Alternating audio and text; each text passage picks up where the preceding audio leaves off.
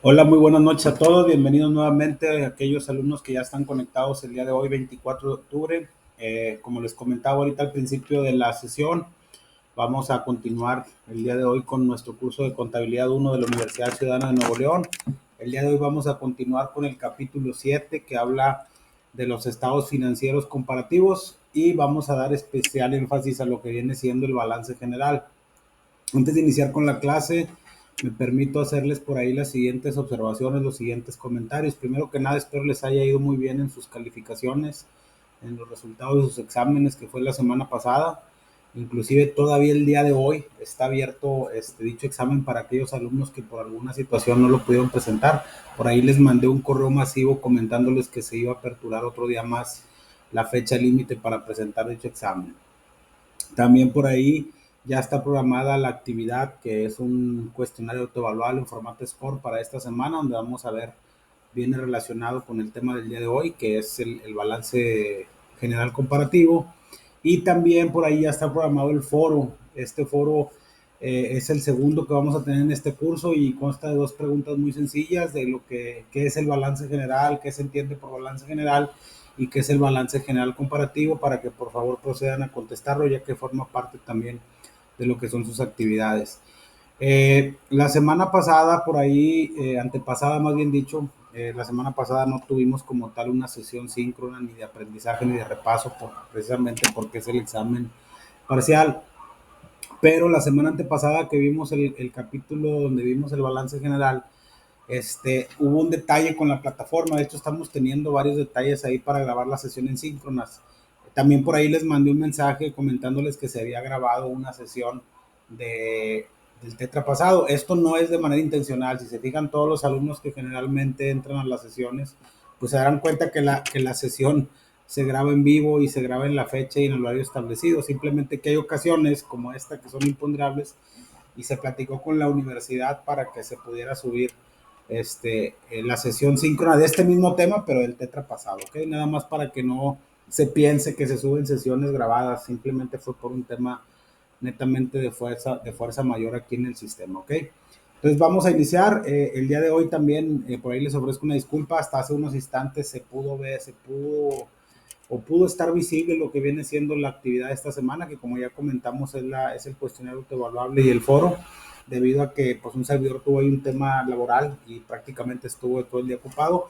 El día de hoy vamos a apoyarnos de manera muy sencilla con 5 diapositivas y con parte de la literatura para ver el capítulo número 7 que habla de los estados financieros comparativos.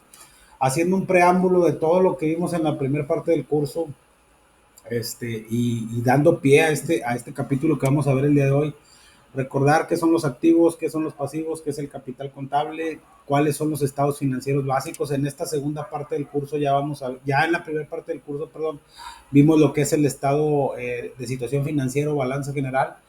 A partir de esta sesión vamos a ver el balance general comparativo, que no es otra cosa más que el mismo balance, pero con dos, comparándolo con dos fechas, para ver cuál ha sido la evolución de financiera de una empresa. Y posteriormente, a partir de la siguiente clase, vamos a ver lo que es el estado de resultados y lo que viene siendo las principales cuentas que integran el estado de resultados y el estado de resultados como tal, y cómo se relaciona con el balance general. Antes de iniciar, como les comentaba, en la última sesión de aprendizaje vimos el balance general, que no es otra cosa más que un estado financiero básico que nos dice a los administradores, a los contadores o a las personas que tomamos decisiones en las empresas cómo está la situación de financiera de una empresa, cómo está su relación de activos en relación con sus pasivos, qué tanto nivel de endeudamiento tenemos en comparación a mediano y corto plazo, que aunque reitero que es un tema más financiero, nos sirve para tomar decisiones. Recordando que la toma de decisiones es la principal función por la cual se emite información financiera. Siempre les he dicho que si no sabemos dónde estamos posicionados o dónde estábamos posicionados, dónde estamos y dónde queremos estar, pues es como si no viéramos. Entonces no podemos tomar decisiones si no tenemos esa información contable, esa información financiera que es muy valiosa y que emana de la contabilidad a través de los estados financieros. ¿Ok? Voy a permitirme presentar una diapositiva muy sencilla que viene siendo el día de hoy el tema del balance general comparativo. Nada más, por favor, compártanme si se ve bien la presentación, permítanme.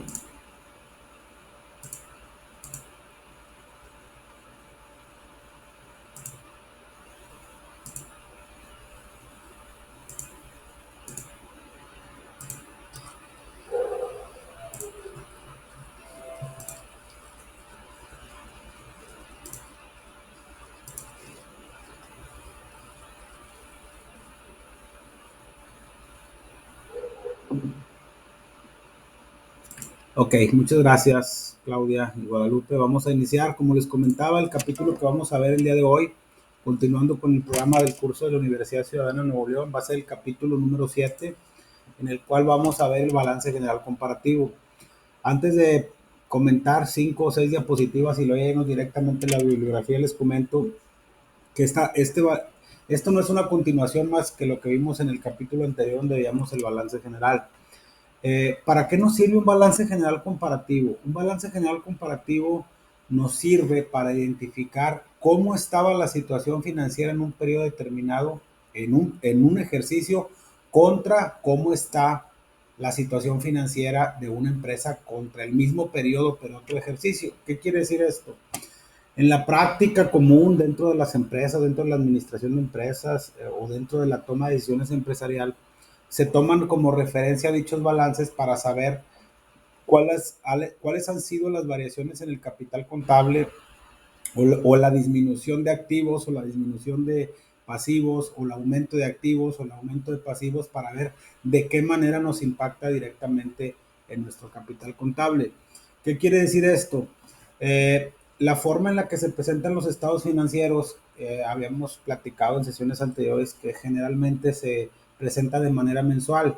¿Por qué de manera mensual? Porque no podemos esperarnos tanto tiempo a que haya vaya, sin tomar decisiones o sin ver cómo estamos posicionados. El balance general comparativo nos sirve, por ejemplo, yo ahorita estamos en el mes de octubre, ya debemos de haber presentado nuestro estado de situación financiera, nuestro balance general al 30 de septiembre del 2022. Pero, ¿qué es lo que se hace en la práctica? Que la mayoría de los empresarios, de los dueños, de los accionistas dicen, ok, quiero ver cómo está septiembre del 2022, pero quiero saber cómo estuvo septiembre del 2021. ¿Por qué? Porque estamos comparando periodos iguales, pero en ejercicios fiscales diferentes. Hay que recordar que cuando hablamos de un periodo contable, hablamos de un mes, y cuando hablamos de un ejercicio fiscal, hablamos de un año. Entonces, ¿qué es lo que hacen las personas que toman decisiones? Pues tienen que ver cómo están posicionados. Obviamente esos aumentos tanto en los activos o esa disminución en los activos o esos aumentos en los pasivos o disminución de los pasivos nos pega directamente en nuestro capital contable, que como ya lo mencionamos en clases anteriores, existen diferentes tipos de capital, pero el que nos ayuda a nosotros para ver cuál es nuestro patrimonio como tal es el capital contable, que no es otra diferencia más que restar del total de nuestros activos el total de nuestros pasivos. Entonces, por eso es que las empresas necesitan estar viendo esa comparación. Eh, Sobre todo porque la mayoría de las empresas tienen algo que se llama planeación financiera. Cuando, conforme ustedes vayan avanzando en su carrera, llámese informáticos, administradores, contadores, se van a dar cuenta que existen algo que se llaman presupuestos. Existen presupuestos de costos, existen presupuestos financieros, existen presupuestos contables, de manera que ¿qué quieren ver? Si esa empresa tiene ya presupuestos definidos y, por ejemplo, en septiembre del 2021 dijeron, yo estimo que para septiembre del 2022 mi utilidad contable o mi capital contable debe de pasar de 280, no sé, 10 millones de pesos a 20 millones de pesos. Estoy hablando de un supuesto. Para que eso suceda, tiene que haber una serie de estrategias comerciales para aumentar nuestros ingresos, fiscales para ver cómo vamos a ir pagando nuestros impuestos. Hay que entender que entre más ingresos tengamos, más impuestos pagamos, es una cuestión de lógica. Y obviamente ellos quieren ver cómo se ha ido posicionando. Entonces, el verlo de manera comparativa también nos sirve para saber, no nada más decir, pues en el 2021 estaba así y en 2022 estoy así. No, también nos sirve para dar un seguimiento a lo que ya habíamos planeado en base a la información que teníamos del año pasado. Obviamente esto se puede dar o no se puede dar de acuerdo a lo que tenemos planeado por diferentes circunstancias. Suponiendo que seamos una empresa de ramo productivo, que seamos una empresa de ramo comercial, que seamos una empresa de servicios, hay que acordar que las presiones macroeconómicas que influyen en la economía a veces nos hacen que nuestros planes o nuestros presupuestos no se lleven a cabo como los teníamos planeados, valga la redundancia. ¿Por qué? Porque puede haber una caída de precios en el petróleo, que obviamente nos impacta a nosotros por la relación comercial que tenemos con Estados Unidos. Puede ser que haya pandemias, puede ser que haya casos fortuitos o mayores y nuestro insumo, nuestra materia prima que nosotros necesitamos o nuestros productos por alguna situación se encarecen, pues obviamente va a haber mermado nuestros ingresos y eso va a hacer que tengamos que ir ajustando eso. Obviamente, reitero, ya ese es un tema más de planeación, es un tema más de seguimiento, pero sí es importante también que sepan que el balance general comparativo, así como existe un balance general comparativo, también existe un estado de resultados comparativo para decir cómo era mi utilidad en un periodo contable, en un ejercicio, y cómo es mi utilidad o mi pérdida en ese mismo periodo contable, pero en un ejercicio siguiente. Aquí es bien importante esa parte. Aunque aquí en la literatura nos marca generalmente que los estados financieros se deben de presentar a una fecha, siempre se debe respetar que sea el mismo periodo. ¿Por qué? Porque no podemos confrontar, por ejemplo, sí lo podemos hacer, pero no es sano hacerlo de esa manera, porque hay que recordar que las operaciones de una empresa, dependiendo también del tipo de empresa que se trate, son estacionales. ¿Qué quiere decir esto? Vamos a suponer una empresa agrícola, pues a lo mejor en ciertos periodos del año ellos producen más y en ciertos periodos producen menos. Entonces, vamos a suponer que en el mes de septiembre se produzca más y yo quiero comparar septiembre con marzo del año pasado, pues obviamente va a haber una variación muy grande por la misma estacionalidad, por el mismo tipo de empresa o porque el producto que esa agrícola, esa empresa agrícola produce o genera, pues no es lo mismo compararlo en un periodo diferente, ya que pues obviamente la cosecha de ese producto pues puede ser mayor en septiembre que si se compara con otro periodo pasado. Entonces eso también es bien importante comentarlo, ¿ok? Dicho esto, vamos a mencionar así muy rápidamente. De introducción tenemos lo siguiente. En la práctica de los negocios, en la práctica empresarial, se ha observado desde hace tiempo que la mayoría de las entidades presentan su información financiera en forma comparativa. Esto es bien importante, inclusive una norma de información financiera, que es la forma en la que nos dice que debemos de presentar, hablando específicamente del Tratado de Estados Financieros, cómo debemos de presentar esa información, también nos dice que la tenemos que hacer comparativa. Obviamente, si nosotros acabamos de iniciar operaciones, pues obviamente no tenemos contra qué compararla, pero si ya tenemos un periodo de tiempo operando de manera continua, pues obviamente sí tenemos que hacer esa presentación comparativa, sobre todo cuando son empresas muy grandes y son empresas que de alguna u otra manera cotizan en la bolsa o tienen, ¿qué significa que cotizan en la bolsa?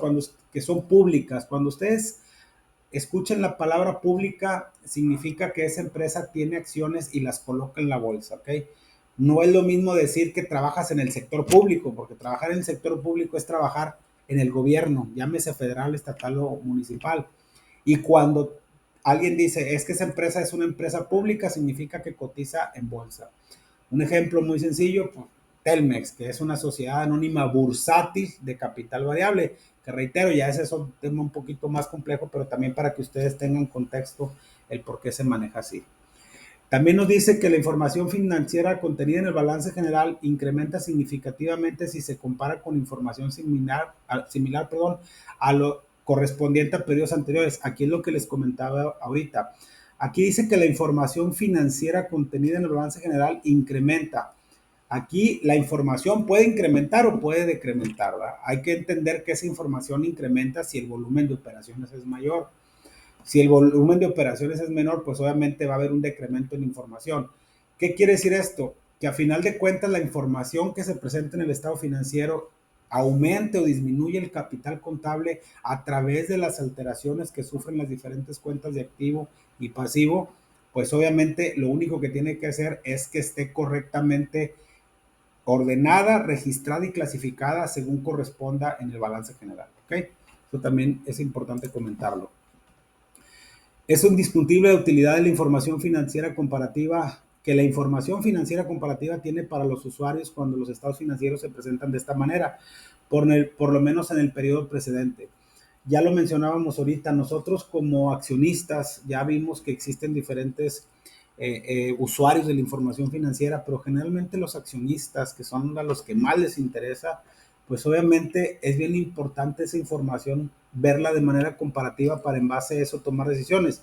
Les pongo un ejemplo bien sencillo. Si yo fuera accionista de una empresa que el año pasado me generó una utilidad contable y por ende un pago de un dividendo sobre mi inversión o sobre mis acciones, y este año, para el mismo periodo, estoy viendo que de acuerdo a las tendencias que existen económicas, por el alza de los insumos, por el que ahorita lo estamos viendo en los energéticos, que hay un incremento generalizado en lo que viene siendo la parte de la gasolina, por ejemplo, lo que vivimos aquí en Nuevo León, en la escasez del agua, que todo eso me va a aumentar. Bueno, pues yo ya sé si hago una disminución de capital, si retiro mis acciones o si voy a empezar a perder, pues obviamente a lo mejor ya no me conviene seguir invirtiendo y hago se hace una reducción de capital y esa persona se retira con su respectivo capital, con su respectivo capital social, que es en las acciones que él tiene y que forman parte del capital contable de la empresa.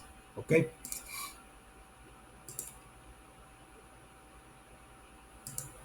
¿Qué nos dice la NIF A7? La NIF A7, que es en su apartado de lo que viene siendo revelación y presentación, que las normas de información financiera nos dice cómo debemos de contabilizar, cómo se debe presentar la información, pero específicamente en esta NIF nos dice que los estados financieros y sus notas, ¿qué se refiere a las notas? Toda aquella información que se tiene que hacer referencia de esos estados financieros. Pueden ser cuentas analíticas de balance, pueden ser cuentas de orden, pueden ser anotaciones muy puntuales sobre cómo se integran las diferentes cuentas de mayor que integran los estados financieros, y que eso lo vamos a ver también en el curso de contabilidad 2. Dice que deben de presentarse de forma comparativa por lo menos con el periodo anterior, excepto cuando se trata del primer periodo de operaciones de la entidad, que es lo que mencionábamos ahorita. Si yo ahorita tengo una empresa que recién la constituí o mi acta constitutiva dice que inició operaciones el 2 de enero del 2022, pues no, si yo saco ahorita un balance general a septiembre, pues no lo tengo contra qué comparar contra el 2021 porque recién inició operaciones y a eso se refiere. Cuando una entidad no presenta estados financieros comparativos por ser su primer periodo de operaciones, ese hecho debe revelarse.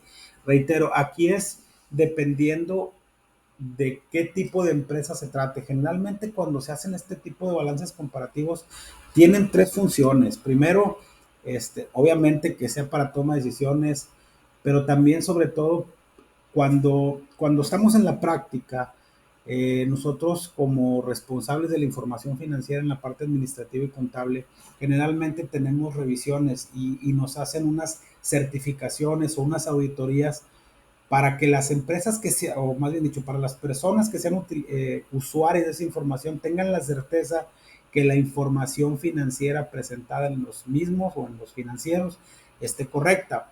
Vamos a suponer que nosotros vamos a solicitar un crédito para para adquirir capital de trabajo, maquinaria, etcétera, equipo de reparto, como lo quieran llamar, y vamos a solicitarle esa información o vamos a solicitarle ese crédito a una institución financiera que también es otro usuario de la información. Y obviamente, pues él nos va a decir, dependiendo qué institución financiera sea, porque cada empresa maneja o cada banco tiene sus condiciones muy puntuales, aunque la mayoría son muy similares, va a decir, ok, vamos a ver tus estados financieros. Y al momento que le presentemos los estados financieros, muchos de ellos, y dependiendo del tipo de crédito que se trate, te piden que los estados financieros estén firmados y validados por un contador público certificado, que es una certificación que da el Instituto de Contadores Públicos, Instituto Mexicano de Contadores Públicos, para que la persona que firme dicha información pues tenga la pericia y la diligencia profesional para decir que lo que en ellos se plasman es correcto. Entonces, obviamente te van a decir, ok, me estás pidiendo dinero para capital de trabajo, pero muéstramelo el año pasado. Ahí no hay que esperar a que nos lo pidan. Si ya sabemos que el ejercicio pasado fue un inicio de operaciones, lo tenemos que poner en las notas y a eso se refiere. Que cuando una empresa o una entidad no presente estados financieros comparativos por ser su primer periodo de operaciones, se debe de manejar en las notas, ¿ok? Y ahora sí vamos a ver lo que vienen siendo los tres tipos de balance que se mencionan o que se hace referencia cuando hacemos una comparación de estados financieros, que en este caso estamos hablando única y exclusivamente del balance general. Tenemos un balance inicial, que es el que se elabora al inicio del ejercicio.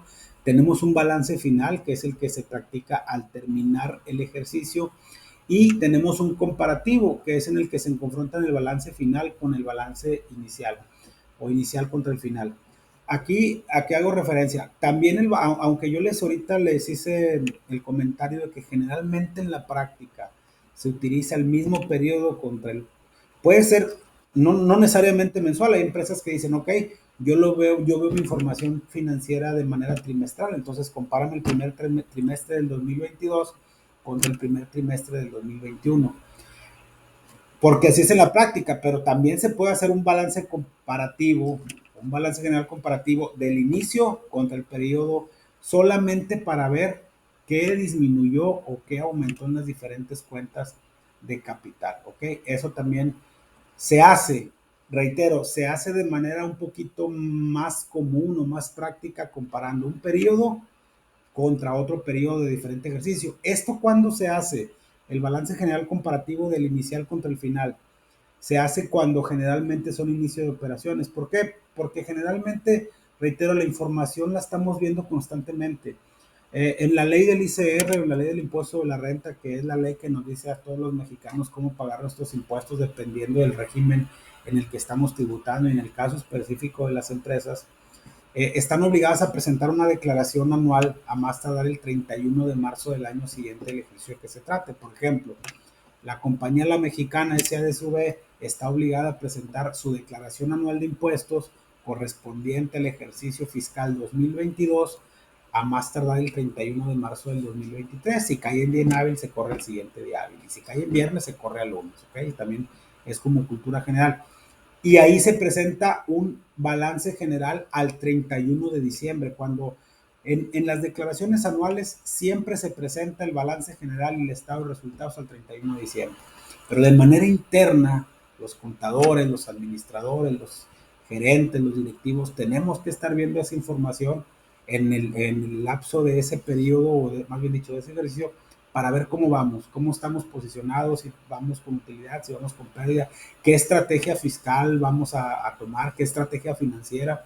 Sobre todo, ¿por qué? Porque hay que recordar que continuamente y sobre todo en los últimos 4 años, sin meternos en cuestiones políticas, ha habido muchos cambios en las leyes fiscales, entonces lo que era aplicable hasta hace unos meses, a lo mejor ahorita ya no lo es, y tenemos que tomar esa estrategia fiscal para ver cómo nos va a impactar nuestra información financiera y el costo fiscal que va a tener dicha modificación a la ley. Llámese ley del impuesto de la renta, llámese si en un momento dado también los que somos asalariados, que tenemos un sueldo, si aumenta la tasa, cuánto le vamos a retener, si aumentan las cuotas de seguridad social, cuánto nos va a costar como patrones, cuánto le va a costar al empleado.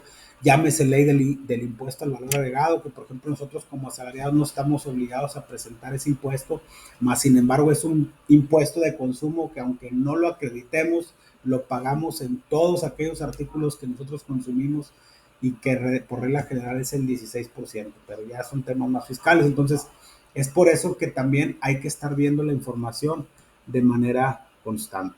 ¿Ok? Hasta ahorita tienen alguna pregunta de lo que estamos viendo el día de hoy para ya pasar de manera directa con algunos ejemplos de la literatura.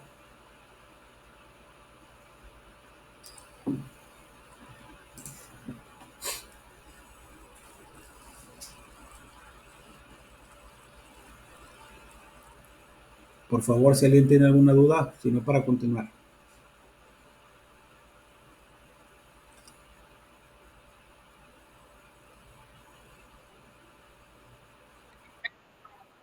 Ok, muchas gracias, muy amable. Denme un segundito, déjenme poner una pestaña.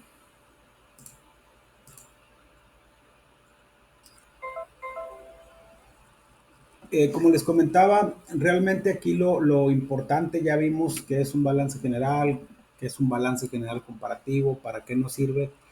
y ya vimos el fundamento contable de presentación o de administración de cómo se deben de presentar los balances generales cuando son de manera comparativa, que es la A7.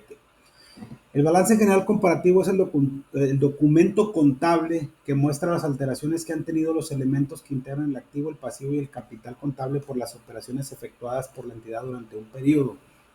Esto es bien importante. Ahorita les decía y mencionábamos que la información financiera puede crecer, pero también puede decrecer. ¿A qué me refiero con esto? Es muy difícil que la información sea la misma, ¿va? Salvo que sean operaciones que por sí solas, como ya lo vimos en el capítulo anterior, tienen, aunque no haya una operación, valga la redundancia, operativa de lo que se dedica el negocio, pues a lo mejor tenemos activo fijo o activos diferidos o pasivos diferidos que hacen que esas operaciones se tengan que registrar. Entonces, todas esas operaciones que se ven en un periodo contable, cuando hay ventas, cuando hay ingresos por ventas, cuando hay costos, cuando hay compras, cuando hay gastos, cuando hay pagos, cuando hay financiamiento, se tienen que ver reflejadas en la contabilidad. Más adelante vamos a ver en el capítulo 10, cuando veamos la cuenta, movimientos y saldo, por qué se sufren estas o por qué sufren cambios estas cuentas de activo, pasivo y capital. ¿A qué quiero llegar con esto? Que este balance general comparativo nos va a decir, ok, tenías tantos activos y ahora tienes tantos. Aumentaste tu capital o disminuiste tu capital. Tenías tantos pasivos y ahora tienes tantos. Aumentaste tus pasivos o disminuiste tus pasivos. Obviamente, esas son por las operaciones comunes. Sin embargo, también es importante comentar que esas variaciones que sufren esas cuentas están muy relacionadas con el estado de resultados. Aquí no quisiera confundirlos tanto antes de ver el tema, pero sí para que tengan más o menos una referencia. De modo macro, por así decirlo, el estado de resultados no es otra cosa más que un estado financiero de sumas y restas. ¿Qué quiere decir esto? A nuestros ingresos le quitamos nuestros costos y nuestros gastos y le quitamos otros gastos y le sumamos otros productos y nos da nuestra utilidad o nuestra pérdida. Obviamente esa pérdida o esa utilidad se tiene que ver reflejado en el capital contable. Lo vamos a ver más adelante en otra sesión. Más sin embargo, si yo genero una operación de una venta a crédito, vamos a suponer que yo genero una operación de una venta a crédito y cuando veamos ejemplos de asientos contables lo vamos a ver un poquito más a detalle. Sí, ¿qué asiento contable se genera cuando se hace una venta a crédito? Se le carga la cuenta de clientes por el valor de la factura. Se le hace un abono a la cuenta de ingresos o de ventas por el valor de la operación sin el IVA y se le hace un abono a la cuenta de IVA por el IVA correspondiente, siempre y cuando sea el 16%. Hay que recordar que la forma en la que se registra la información contable de una empresa es a través de operaciones que se denominan asientos de diario, que se registran en las pólizas, que ya algunos que tengan algo de experiencia en la parte administrativa sabrán que una póliza sirve para registrar una operación contable, llámese ingresos, diario y egresos, que eso también lo vamos a ver más adelante. Y que hay que recordar que la regla de la partida doble nos dice que a todo cargo le corresponde uno o más abonos o a todo o a varios cargos le corresponde uno o varios créditos, pero la suma de cargos del total de cargos y el total de abonos siempre nos debe de dar lo mismo. ¿A qué quiero llegar con esto? Que si tenemos esa operación de un ejemplo de 100 mil pesos masiva, para ponerlo así muy comprensible, el valor de nuestra factura va a ser el subtotal, que es lo que viene en la factura de 100,000 más 16,000 de IVA, el total de factura son 116. Como es una venta de crédito, nosotros vamos a cargar 116,000 pesos a la cuenta de clientes y vamos a hacer un abono a la cuenta de ventas por 100,000 y un abono a la cuenta de IVA por pagar por 16,000. La suma de ambos movimientos nos da 116, se cumple la regla de la partida doble, pero el registro de esa operación ya hizo que hubiera alteraciones en las cuentas de activo, en las cuentas de pasivo y en las cuentas de resultados. ¿Por qué en las de activo? Hubo un aumento en la cuenta de activo circulante, en la cuenta de clientes por 116,000 pesos, pero también hubo un aumento en la cuenta de pasivo circulante, en la cuenta de impuestos por pagar por 16,000 pesos. Y también hubo un aumento en la cuenta de ventas del estado de resultados de 100,000 pesos. Todas esas variaciones impactan directamente el capital contable. ¿Qué quiere decir específicamente este párrafo? Que en el balance general comparativo o en el estado de resultados comparativo vamos a ver esas variaciones y vamos a ver por qué aumentaron o por qué disminuyeron. Obviamente nosotros, para verlo ya de manera genérica en un balance general, tuvimos que haber revisado que todas las operaciones estén correctamente registradas y clasificadas en las cuentas que corresponden, atendiendo a su naturaleza, y que no haya cuentas que estén registradas de manera equivocada. Por ejemplo, no vamos a registrar una cuenta de clientes en una cuenta de activo fijo, porque uno es activo circulante y otro es activo fijo, por poner un ejemplo, ¿ok?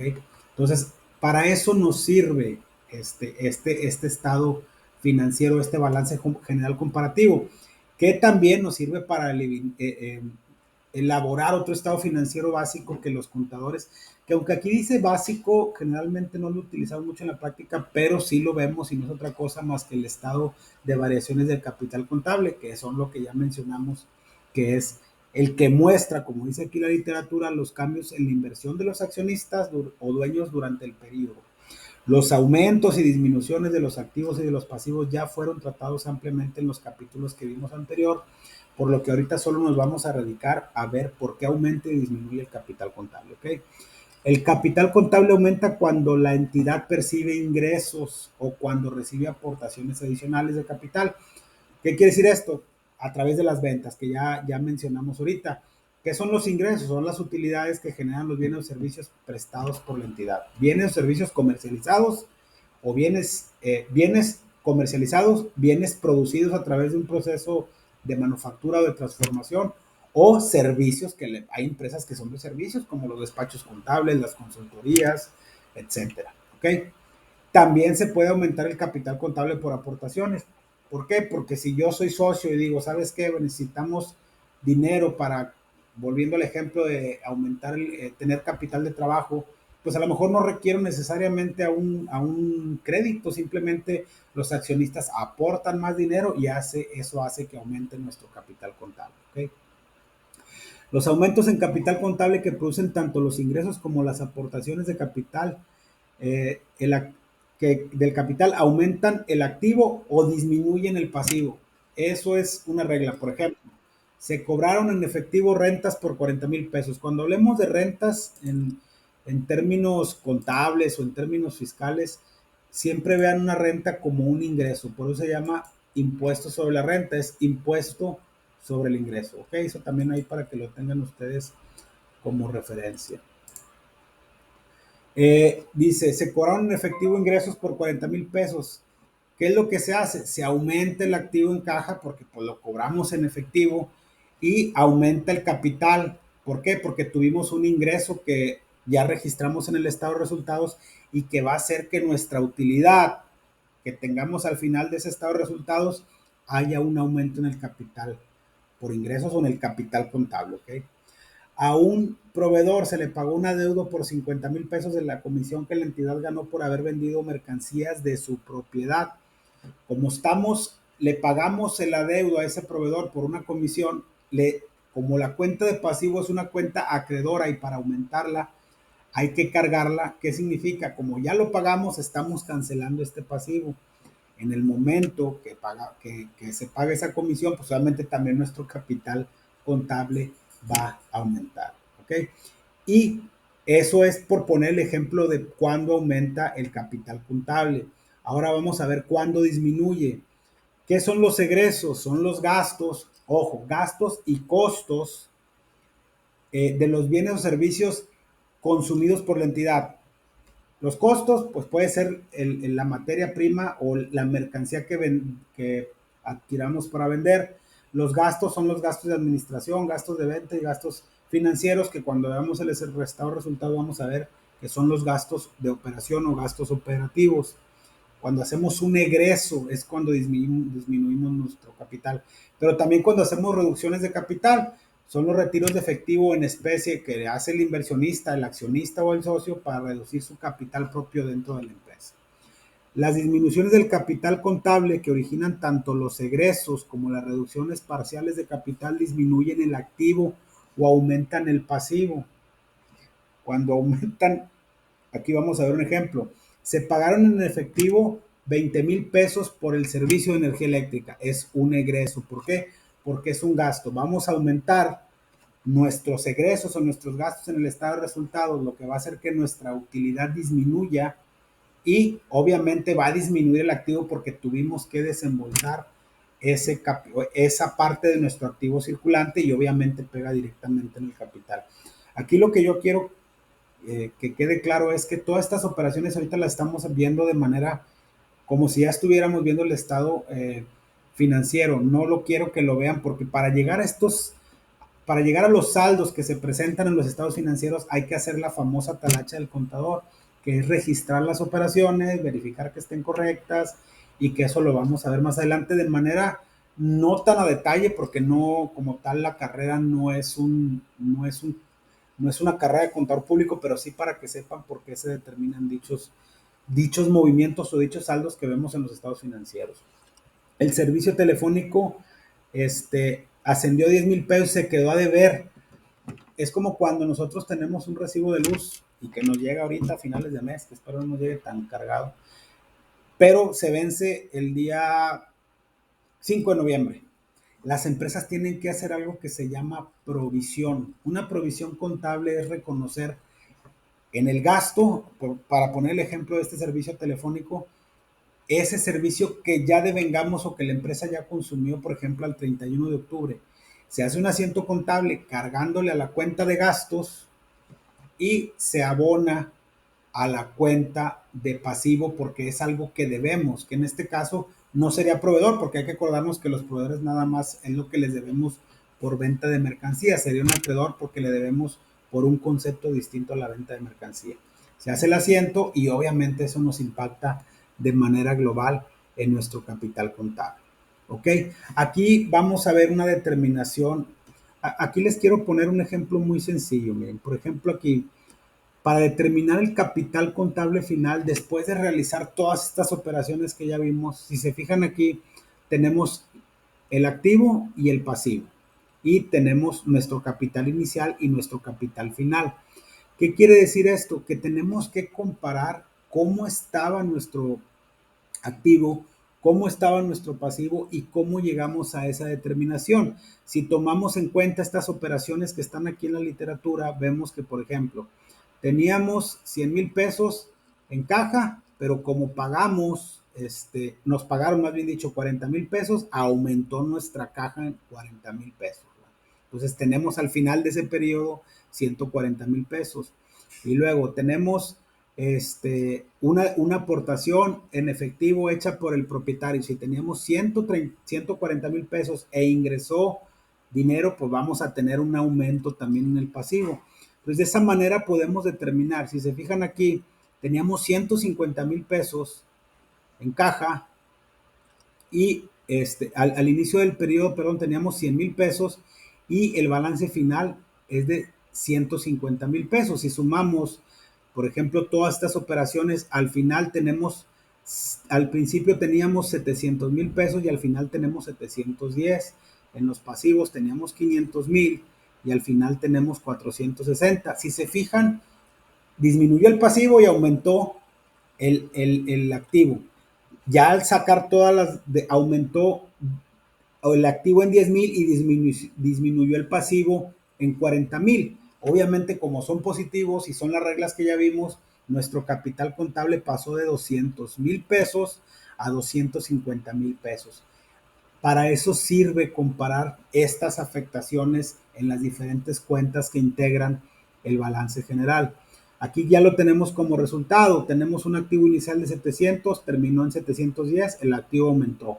El pasivo inicial era de 500, el final fue el de 460, el activo disminuyó, el pasivo disminuyó, perdón, y el capital inicial de 200 pasó a 250,000, por lo que nuestro capital contable aumentó en 250,000 pesos.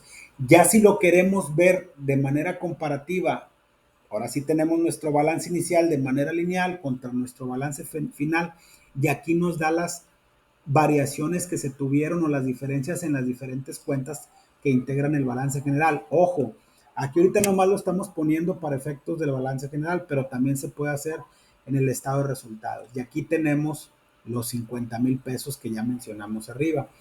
Ya lo demás son reglas que tenemos que entender de una manera un poquito más contable. No me quisiera meter en tanto detalle. Lo importante es que conozcan para qué sirve ese balance general comparativo para determinar las alteraciones que sufrieron las diferentes cuentas de activo, pasivo y capital. Y al igual que el balance general normal o común que vemos a una fecha determinada, el balance general comparativo también tiene que tener ciertos datos. Tiene que tener un encabezado, un cuerpo y un pie. En el caso del encabezado ya sabemos que debe ser el nombre o razón social de la entidad, la mención de que es un balance general comparativo, la fecha de los ejercicios que se comparan, eso es bien importante, el nombre y valor de cada uno de los recursos que forman el activo, el pasivo y el capital contable, la firma del propietario o funcionario que lo autoriza, que ya mencionamos también que muchas veces depende de acuerdo al control interno, a los estatutos que tenga cada empresa, quién lo va a autorizar y forzosamente el contador que elaboró ese estado financiero. ¿Por qué es el contador? Y aquí yo también tengo un poquito de discrepancia. Hay administradores que son muy buenos contadores y hay contadores que son muy buenos administradores, pero siempre por profesión el que está autorizado para firmarlo, en teoría para efectos de determinadas situaciones, tiene que ser un contador público. Y al igual que el balance general convencional a una fecha determinada, se presenta con forma de reporte y con forma de cuenta, que ya vimos en la clase pasada cómo se presenta cada uno de ellos. Y se fijan aquí, en este caso que estamos viendo el de forma de reporte, donde se ordenan de manera progresiva el activo, el pasivo y el capital, pues vemos las diferencias que ya mencionamos ahorita al final de un periodo. Por ejemplo, aquí aumenta el capital contable, pasa de 5 millones, el pasivo pasa de 4 millones, a 4 millones 500 y hay una diferencia de 500,000. El capital contable, pues obviamente se tienen que sacar esas diferencias del año actual contra el año anterior. Por ejemplo, aquí el capital contable total del año actual de esta empresa es de 5 millones 900 y el año pasado era de 3,400, suponiendo que este sea el 31 de diciembre, ¿ok? Y nos da un aumento total de 2 millones 500 de acuerdo a todas esas alteraciones que tuvo el balance general. Viene quién lo elabora y quién lo autoriza. ¿Okay? Y obviamente, reitero, esto ya son cuentas más analíticas, más de balance, porque se tienen que registrar así cuando la información financiera se presente. Lo vamos a ver en el capítulo 16, si mal no recuerdo, del segundo curso de contabilidad. Ahí vamos a ver los libros de contabilidad y cómo se presentan los estados financieros con sus analíticas. ¿Okay?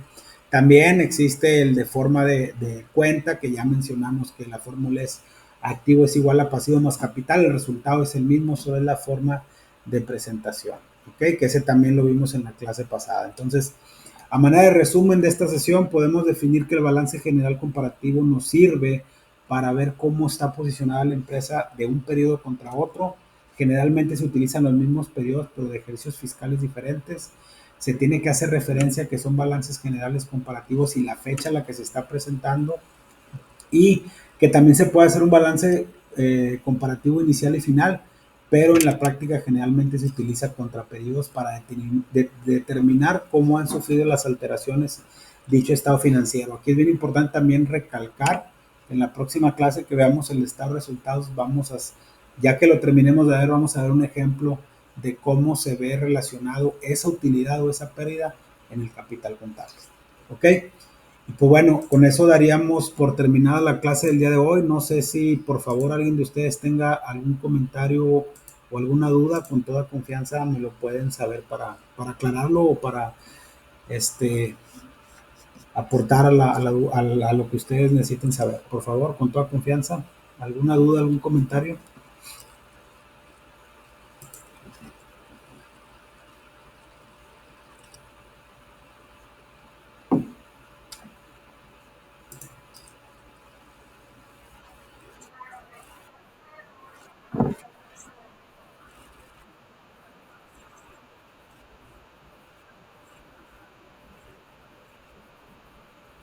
Ahorita estamos viendo pura teoría, donde sí vamos a empezar a ver un poquito más de práctica es en el curso de contabilidad 2.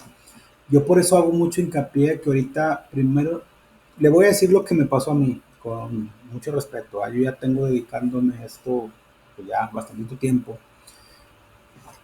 pero para mí es más práctico que ustedes entiendan primero de dónde viene la información, porque y yo creo que en ese aspecto el libro está muy bien estructurado.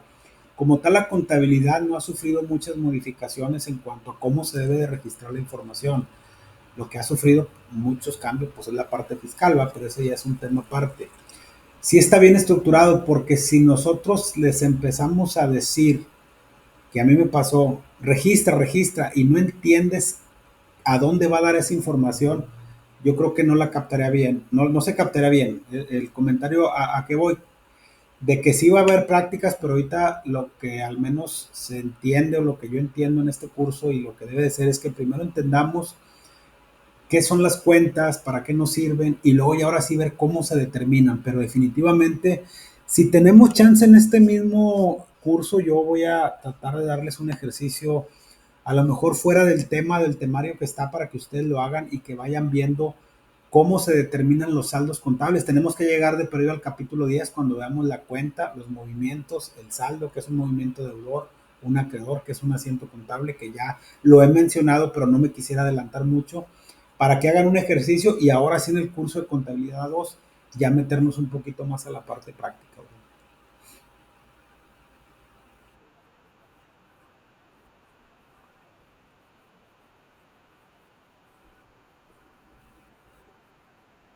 Sí, sí es muy importante su comentario y yo creo que deben de ir de la mano los dos, pero ahorita para mí es más importante esa parte. Posteriormente a lo mejor les propongo un ejercicio de algunas, no sé, 20 operaciones, pero para eso primero necesito que me capten en el buen sentido de la palabra por qué las cuentas son de naturaleza deudora, por qué son acreedoras, por qué son activos, por qué son pasivos, por qué se cargan y por qué se abonan. Porque de otra manera yo considero que sería más complicado ponerles, a ver, regístrame una operación a crédito, o regístrame una venta de contado, o regístrame un pagaré. ¿Sí me explico? O sea, por eso lo estamos viendo de manera muy globalizada y ahora sí nos vamos a ir metiendo a la parte práctica para que se les haga un poquito más fácil, que ya entiendan los conceptos que están registrando. No hay, perdón, no hay preguntas tontas, y qué bueno que es ese comentario. Este, no hay preguntas tontas, eso usted con toda confianza pregunte la inquietud que usted tenga.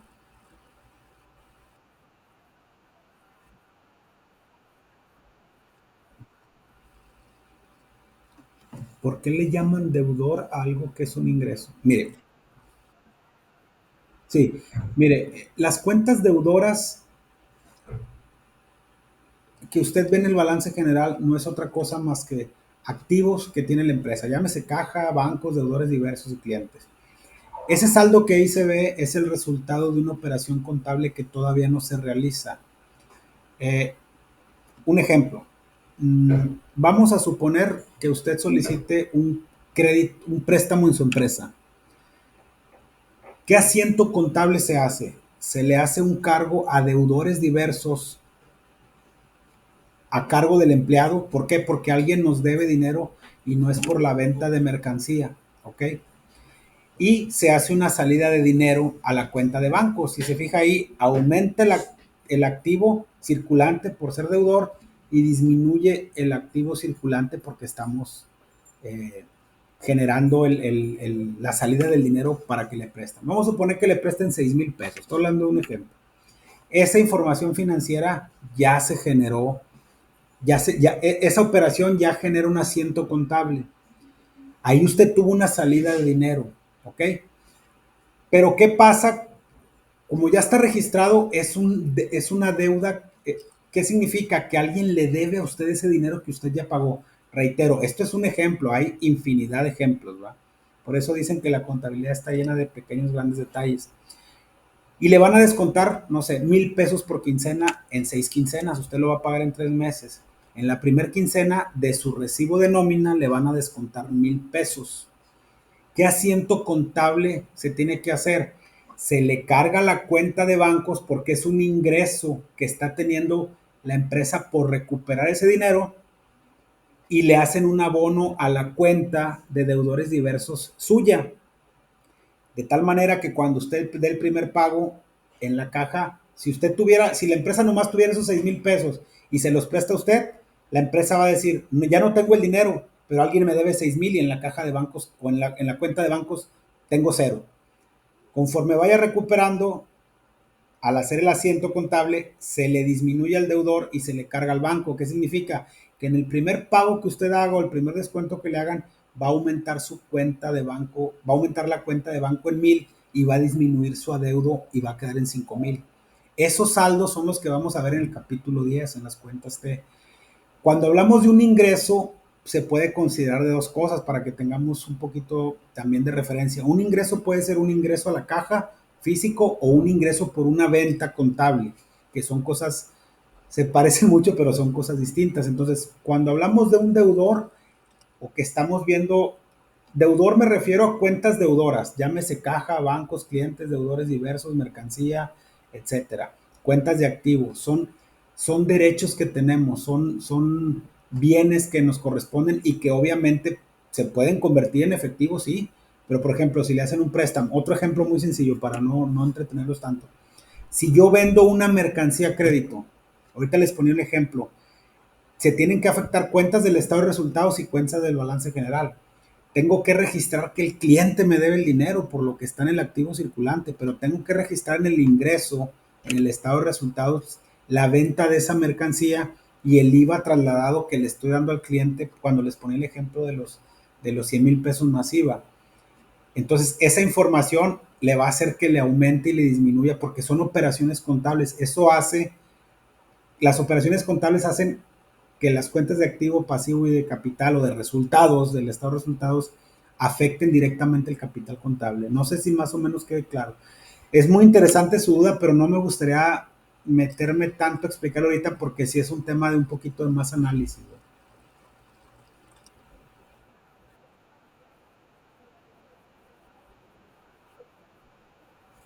Sí, cuentas deudoras. Cuando hablamos de cuentas deudoras, son derechos y bienes. Cuando hablamos de cuentas acreedoras, son deudas y obligaciones. Sí, sí, o sea, el balance general del lado izquierdo están las cuentas deudoras, activo circulante, ya vimos los ejemplos, activo fijo y activo diferido. Y del lado derecho están las cuentas acreedoras, pasivo circulante, fijo y diferido. Y las cuentas de capital también son acreedoras, porque hay que recordar que le debemos ese capital social o esas utilidades a los socios. Salvo en el caso de las pérdidas, que son deudoras, porque se supone que los socios deben aportar para que sufrague la pérdida, pero eso lo vemos más adelante.